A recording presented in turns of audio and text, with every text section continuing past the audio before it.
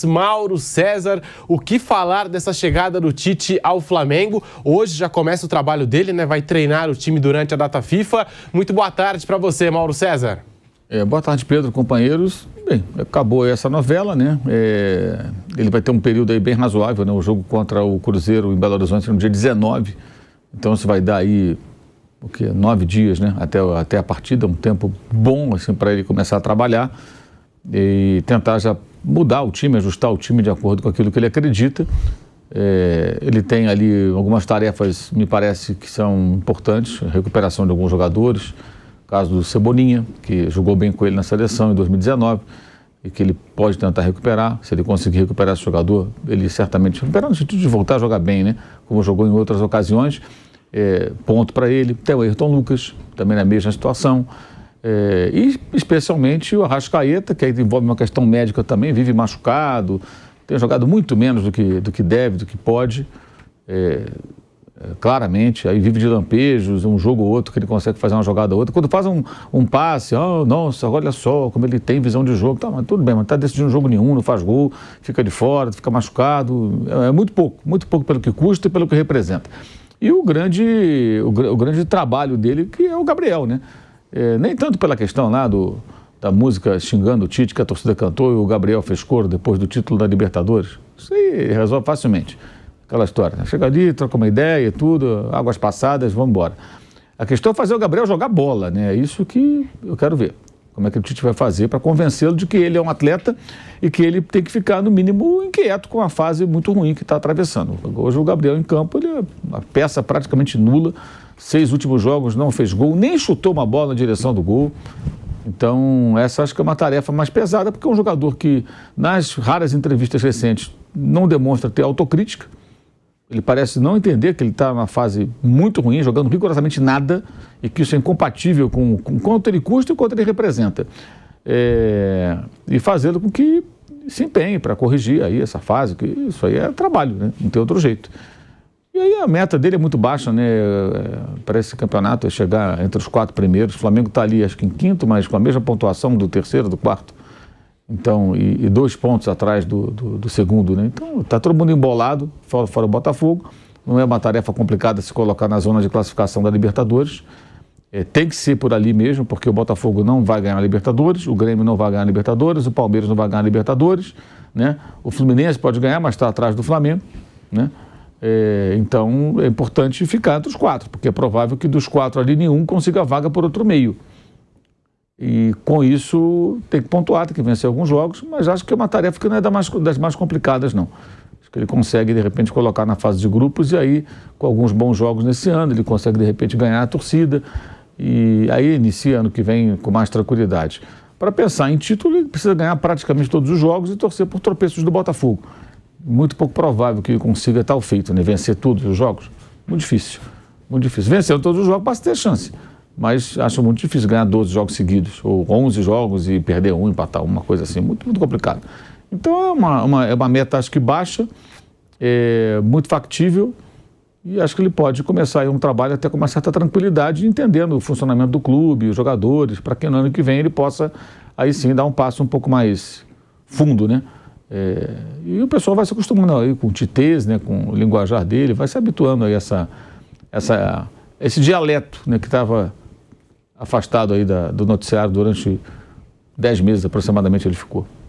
O Vampeta chamou a atenção também para esse lado do vestiário. Talvez essa seja, Mauro, a principal preocupação com o Tite no Flamengo, fazer voltar o Gabigol jogar bola e outros personagens aí, outros medalhões desse vestiário do Flamengo.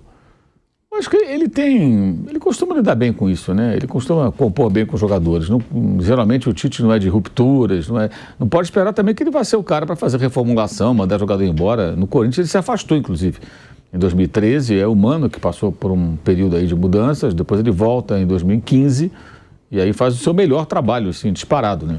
O time de 2015 era bem melhor do que a versão anterior, apesar dos títulos mais importantes terem sido conquistados em 11 e 12. Em 15 o time jogava bem mais, bem mais. Então, eu acho que isso não costuma ser dificuldade para ele, não. Acho que a questão é assim, fazer alguns jogadores voltarem a jogar bem, porque eu acho que isso é muito também de acomodação, me parece. uma certa acomodação ali e tal. O cara se acomoda. Ah, tá bom, é esse mesmo. O Pedro também tem que jogar mais, também não tem sido tão ruim quanto o Gabriel. Mas também tem que render. Tem vários jogadores. Tem o Everton Cebolinha, né, Maldo? Que o Tite convocou bastante. Foi campeão da Copa América, o melhor jogador com ele. Sim, né? exato. Pode recuperar também o jogador que foi caro. Tem vários caras aí que ele se ele conseguir fazer um bom trabalho com esses jogadores, ele termina já o ano com crédito, digamos assim, né? Porque basicamente agora o que falta para ele? Falta muita coisa. A meta é muito baixa. Se ele tivesse assim a 5 pontos do líder do Campeonato Brasileiro, aí iam colocar um objetivo maior.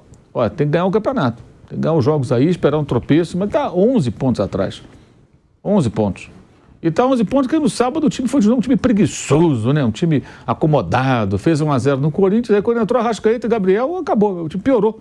O Corinthians achou o golzinho dele, se defendeu e ficou 1-1. Impressionante. Isso que eu estou dizendo é pura constatação. Quando entraram Arrascaeta e Gabriel, o time piorou. Como assim? Piorou. Piorou, para você ver a fase dos dois. A do Gabriel nem existe. O Arrascaeta também é um lampejo ou outro. Até eu estava comentando ontem, durante o jogo, né? Aí dá um passe ou outro. Nossa, o Ricardinho na televisão, né? Ele mapeia o campo, a visão. Ah, para com isso. Mapeia o escambau, rapaz. Para mapear o quê? Tem que fazer a passe para gol, chutar para o gol. Porque ele olha e dá um passo diferente que não resulta em nada. O Arrascaeta ganha elogios hoje, gente, pelo que ele fez antes do Flamengo. E até no Cruzeiro. Ou na seleção, eventualmente. Seleção menos. O que ele tem jogado é muito pouco. E não se questiona, assim, o Flamengo tem uma espécie de peças sagradas que parte da torcida não aceita que se critique. O jogador de futebol, ele escreve a história dele no dia que ele entra e encerra no dia que ele sai do clube. Então, esses caras estão escrevendo a história deles ainda. Que tem páginas de glória, de títulos e páginas, né, que poderiam ser arrancadas desse livro. Que, por exemplo, esse ano, atuações fracas, lesões, partidas pálidas. Peraí, então você pode falar nada? Tem que apresentar mais, tem que ficar inquieto, tem que ficar nervoso, ficar com raiva. Não dá para entrar em campo, jogar tão mal e achar que está normal.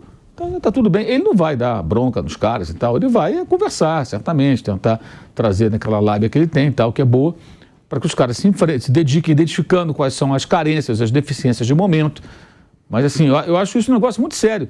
Assim, alguns jogadores de futebol, eles ganham elogio pelo que eles podem fazer, ou já fizeram em algum dia, e não pelo que eles estão apresentando. É muito curioso isso, sabe? Aí você fala, não, e fulano? Não, fulano, muito bom, então, mas tem jogado bem? Não, mas ele mapeia o campo, ele tem uma visão. Daí que tem uma visão? Até ontem, estava numa live, uma pessoa mandou lá Monitora, mapeia. Ele mandou lá uma mensagem, não vou lembrar o nome da pessoa, mas ele mandou assim no chat lá da live, ele mandou, é o jogador topógrafo. Mapeia o campo, né? Quer dizer, é que tem isso, né? O lateral construtor, que é aquele que joga de capacete e bota, é o jogador topógrafo. Porque é isso, cara, assim, as pessoas elogiam, e aí isso forma opinião. Você está assistindo uma partida, o comentarista chega e elogia o jogador porque ele fez um passe diferente, que não deu em nada. E aí o cara pensa, realmente, esse cara joga muita bola. Mas tá jogando. O último jogo que a Arrascaeta decidiu foi o jogo do soco na cara do Pedro, lá daquele preparador físico.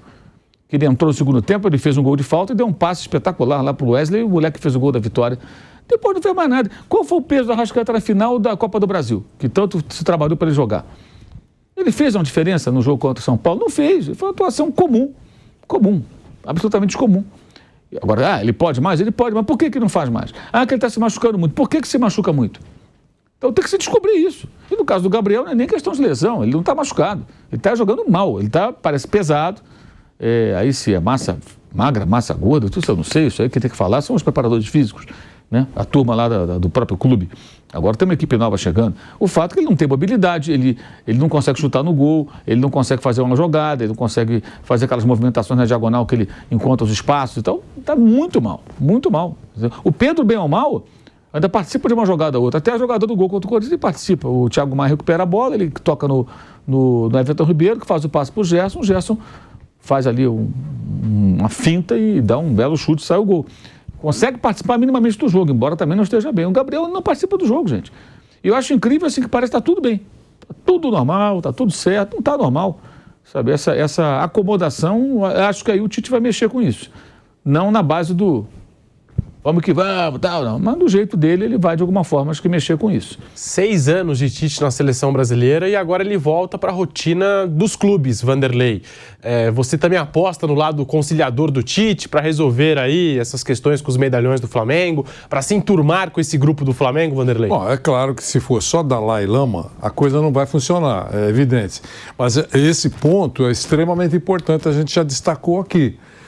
Você vê, nós tivemos um exemplo recente aí no líder do campeonato, Bruno Lage, que ele parece que andou com gasolina, né? Colocou fogo na casa. Quer dizer, por melhor técnico que seja, ou que as pessoas achavam que era, sei lá, mas ele criou um ambiente muito complicado e foi embora. Então, esse fato de ter boa relação, de ser um cara conciliador, um cara que evita o confronto e procura atingir o seu objetivo com um jeito. Ele é um cara jeitoso. Né? Então, eu acho isso virtude. Eu acho que é importante. E, além disso, ele é um técnico que merece respeito, é um técnico competente. Então, a contratação feita pelo Flamengo, eu repito, foi excelente. Né? Excelente. Quem é que ele poderia trazer? Ele trouxe um top de linha. O melhor técnico brasileiro que estava num período de descanso aí. Estava jogando pela janela o estresse. Então, eu acho que ele pode fazer o Flamengo melhorar.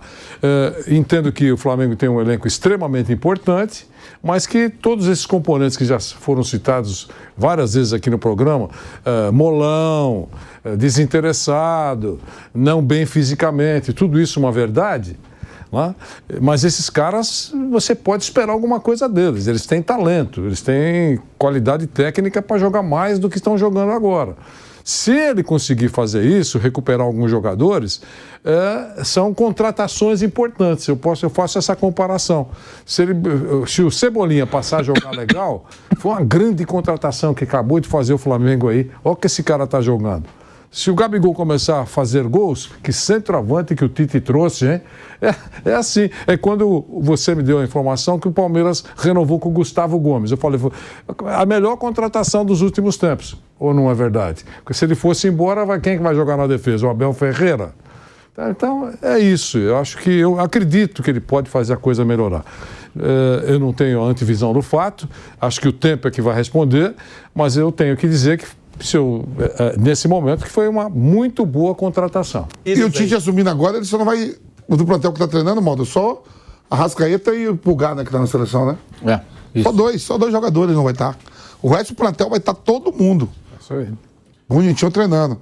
E já começa a dar treino hoje, Maldo, Começa hoje à tarde. O Renato hoje é fera, ele só vai quinta. O Renato vai aparecer na quinta. Ai, meu Deus. O Tite e o Flamengo se apresentou hoje. O Renato só deu pra ir pra quinta. Mas o Renato estava trabalhando, o Tite não estava. Então o tesão do Tite, a motivação é maior, né, professor? Já chega logo. Se pudesse, dava treino ontem também. Funcionário novo. Tem uns vídeos aí, ele cumprimentando o pessoal da cozinha, o pessoal da portaria. Está fazendo a sua... Bastidores. Conhecendo todo mundo no ninho do urubu. Ô Mauro, 6 anos de Tite na seleção brasileira, agora ele volta para essa rotina de clubes que é diferente. Quando assumiu a seleção, eu acho que era um consenso, Tite o melhor técnico brasileiro. Agora, ele continua sendo o melhor brasileiro entre os técnicos. O que falar agora também dessa mudança de rotina de seleção, voltando para a rotina de clube? E aí, Mauro César? Assim, a visão do Tite técnico de clube é uma visão de 7 anos atrás, né? Há 7 anos ele era o melhor técnico fácil. A grande questão é como ele vai voltar ao trabalho. Pelo perfil do Tite, que é um camarada assim, que se prepara, estuda bastante, já se reinventou 2 vezes, né? Quando ele volta ao futebol brasileiro para treinar o Corinthians, ele monta uma equipe que não tinha... O Corinthians, campeão da Libertadores e campeão do Mundial da FIFA, campeão brasileiro no ano anterior, não era um time tão rico de talentos como o time de 2015, que era um time tecnicamente melhor. Mas ele monta um time muito competitivo, calçado num jogo defensivo, muito eficiente, mas um time muito competitivo. O outro time de 2015 era um time mais técnico. Você pega os números e compara. Foi melhor ataque, melhor defesa, melhor saldo de gol disparado, o time que menos perdeu, enfim, e com várias jogadas trabalhadas. Era um time que tinha um outro perfil. Isso é depois do tal ano sabático. Então, Eu imagino, né, pela lógica, pelo que ele apresentou nos últimos tempos, que ele tenha utilizado esses 10 meses para muitas reflexões sobre o que aconteceu nas 2 Copas, em que ele não foi nada feliz, ele não foi bem, comprovadamente, e também de que maneira ele poderia colocar em prática as suas ideias, tentando atualizá-las no momento que ele assumisse um clube, né, fosse ele qual fosse. E, então eu imagino que ele possa retomar aí essa coroa, digamos assim, de melhor técnico quando a bola começar a rolar entre os brasileiros. Mas antes disso a gente vai ficar só na imaginação, porque há muito tempo que ele não treina um time de futebol. E seleção é bem diferente. A seleção se reúne, vai lá, dá um treino, joga e tal, acabou. Aí passa um tempo sem fazer nada, daqui a pouquinho tem um período de jogos, aí passa um tempo tem Copa América. No clube não, é sequência, regularidade, jogo 2 vezes por semana, às vezes até mais, né? O sábado, jogo domingo, quinta, sábado, quarta, sábado, enfim. Às vezes você tem 3 jogos no intervalo de 7 dias, ou menos, né? Em algumas loucuras que acontecem, é outra situação, é outra história. Então, eu acredito que ele possa recuperar esse posto, digamos, ele vai ter que provar, mas muito em função do que ele fez, especialmente na transição de 13 para 15, quando ele voltou em 2015. Aí, em 16, o Corinthians desmontou o time, foi desmontado. Para quem não se lembra, o Corinthians ele devia aos jogadores, ele fazia acordos, né, nas renovações contratuais, cedia parte dos direitos. Então, os jogadores passaram a ter multas muito baixas, pagas ao clube. Aí o futebol chinês era a bolha da vez, agora é a Arábia Saudita. Os chineses vieram aqui e arrebataram quase que o time inteiro. Lembro até do presidente, que na época era o Roberto de Andrade, falou, não, o chinês vem aqui nem fala com a gente, pega e leva o jogador. Claro, o jogador tinha uma multa muito baixa, porque ele era dono de parte dos direitos, então o que restava ao clube era muito pouco, o chinês depositava na conta. Na época não tinha Pix, né? Senão era faz o Pix, faria o Pix, o chinesinho lá, pipa, pegava e levava o jogador. Todo mundo foi embora para a China, o time quase inteiro. Então o Corinthians ficou sem time, sem aquele time. Aí ele tenta uma reformulação, mas que não começa nem muito bem. Logo depois, aí o Dunga estava afundando a seleção brasileira com uma péssima campanha nas eliminatórias, e ele vai dos braços do povo para a seleção. Era unanimidade. Eu não lembro de uma voz ter se levantado contra o Tite na seleção naquela ocasião. Acho que ninguém falou, não pode ser ele, tem que ser o Zezinho ali. Não. Todo mundo achava que era ele, praticamente todo mundo. E aí o resto da história a gente conhece. Nas 2 Copas do Mundo ele não foi nada bem. Mas a seleção brasileira também era um time ofensivo. Ele chegou a escalar Vinícius Júnior, Richarlison, Neymar, Antony, o Rafinha, tudo junto. Paquetá, no função até mais atrás. O time a fama dele de retranqueiro, tudo isso aí está muito agarrado em 2011 e 2012. Depois disso ele não fez jus a esse perfil, não. E com o elenco que ele vai ter nas mãos agora, que ele tem a partir de hoje, eu imagino que ele vai montar um time de posse de bola, de imposição técnica, que busca o gol, mas não vai abrir mão de uma defesa forte. Isso aí ele não abre mão. Eu acho isso muito bom. Eu entendo o seguinte, na minha opinião, todo time você monta pela defesa. Você tem uma defesa minimamente segura, você consegue fazer o restante. Se você tem uma defesa muito vulnerável, você fica... Quer ter aquela coisa, né? Eu já ouvi isso muitas vezes. Não, eu não me importo que o meu time tome muitos gols se ele também fizer muitos. Se ele toma 4, mas ele faz 5, 6, está ótimo. Isso não existe, gente. Um time que toma muitos gols, geralmente ele vai ter dificuldade, porque o adversário vai se proteger, vai se fechar. Se você fica vulnerável, o cara vai lá 1, 2 vezes e pimba, faz o gol. Em alguma hora ele vai pegar um adversário que se posta bem e ataca ele não vai conseguir fazer o gol. Exato. Então não dá para ser vulnerável. Você tem que ter solidez defensiva. Esse equilíbrio é fundamental. E é natural que você monte o time a partir da defesa. Se você tem uma segurança defensiva, você vai depois avançando. Eu imagino que ele vai fazer isso, que ele vai fazer ajustes. Estou curioso para saber, por exemplo, Varela vai ter chance? Ele gosta de laterais que marcam. Era assim no Corinthians, era assim na seleção brasileira. Laterais que saibam marcar. Não que não saibam apoiar, mas que marquem bem, que fechem a linha ali, que façam aquela linha de 4 muito bem organizada e tudo mais. O único lateral direito do Flamengo que tem esse perfil é o Varela, um lateral mais defensivo. Tanto o Mateuzinho quanto o menino Wesley são jogadores mais de avançar, de atacar, de agredir. O Ayrton Lucas, como é que vai trabalhar? Ele vai cortar as asas, como fez o Sampaoli, que prejudicou muito o trabalho desse rapaz, culpa dele também, do jogador, mas o técnico ali teve muita participação. Ou ele vai liberar um pouco mais, porque ele tem um poderio ofensivo muito grande. Como é que vai ser isso? Né? Felipe Luiz eu nem conto, porque eu acho que é um jogador que vai parar de jogar, não consegue ter... Vai jogar uma partida ou outra com o Tite, com certeza. O Tite gosta muito dele. Mas titular e tudo não tem mais condições físicas, né? Está sempre com algum probleminha, deve até pendurar as chuteiras no final do ano. Mas e aí a curiosidade também é como é que vai ser Gabriel, Pedro, Bruno Henrique, né? Como é que ele vai resolver? Vai manter o Gabriel no banco? Porque tem um período de treino, né? E nesse período, ele vai tomar as decisões. Ele pode mudar o time. Tem tudo isso, além do peso de certos jogadores no grupo, né? Mas acho que isso ele está acostumado a lidar. Até porque ele estava na seleção você tinha vários jogadores que eram titulares absolutos de seus times e iam para o banco lá. Então isso ele está acostumado a lidar. O que vai dizer, como é que vai tornar. Lidar com esses jogadores, para eles não vai ser difícil, não. A informação é que a comissão técnica do Tite começou a estudar o Flamengo cerca de 10 dias antes do acerto, quando eles foram informados da possibilidade, de um acordo entre as partes. A comissão técnica abriu contatos com figuras que participam de perto do dia a dia do Flamengo no Ninho do Urubu. A comissão também pediu informações físicas e clínicas sobre os atletas. Vampeta, Vanderlei Nogueira, o Tite, até por essa atenção aos detalhes, ele continua sendo o melhor técnico brasileiro hoje em atividade? Eu acho que ele está um ano longe. Né? A gente não viu nenhum grande técnico no Brasil que pudesse apagar o peso do Tite. Né? Ele é um técnico extremamente importante. E eu acho que todos esses dados que ele já pediu antecipadamente, está conhecendo, ele tem uma comissão técnica importante. Né? Ele tem algumas pessoas que ele confia e outras pessoas técnicas importantes, né? Preparação física, analista de desempenho, já vai encontrar outros personagens que integram já a comissão técnica fixa do Flamengo. Enfim, ele está indo para um grande clube que tem todos os equipamentos e instrumentos para oferecer informação para o treinador fazer o melhor possível.